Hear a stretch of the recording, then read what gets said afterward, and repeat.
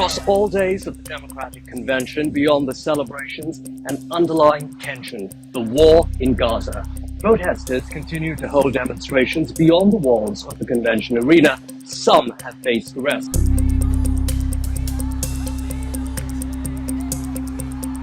Inside the convention hall, many Democrats remain divided over the administration's handling of Gaza.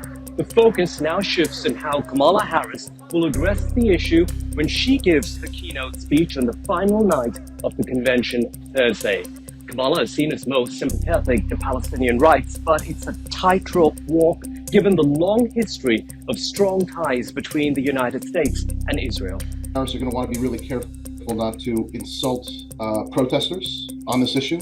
The Democratic Party very much wants to keep positioning itself as a very small d democracy party, meaning that there is respect for the right to protest, to voice your opinion in a respectful and law-abiding way. We united Europe like it had been united for years, adding Finland and Sweden to NATO.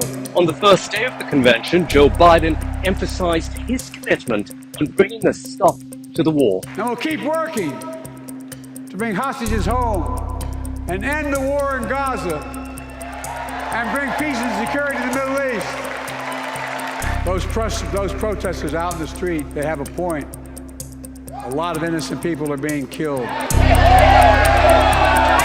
As Joe Biden gave a speech, a Michigan delegate was escorted out of the convention for holding up a sign that said, "Stop arming Israel." We held up the banner. We didn't actually grab it. They tore it out of our hands. We held up the banner during Biden's speech because he's the decider. He's the one that can do this right now.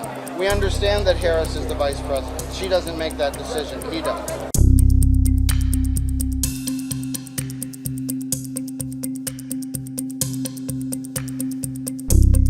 So with Biden set to leave the White House, what kind of a position would Kamala Harris take if she steps into the Oval Office? I think there might be less of a tendency to what's been sometimes termed the hug Bibi Netanyahu strategy.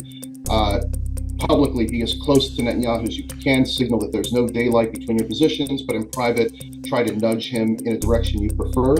I don't know that she's going to embrace that the way that Biden's embraced it. I think she'd be more apt to criticize the Netanyahu government and the Israeli government, but it's hard for me to imagine the Democratic Party having a fundamental break with this long-standing American policy tradition of being the most steadfast ally of Israel.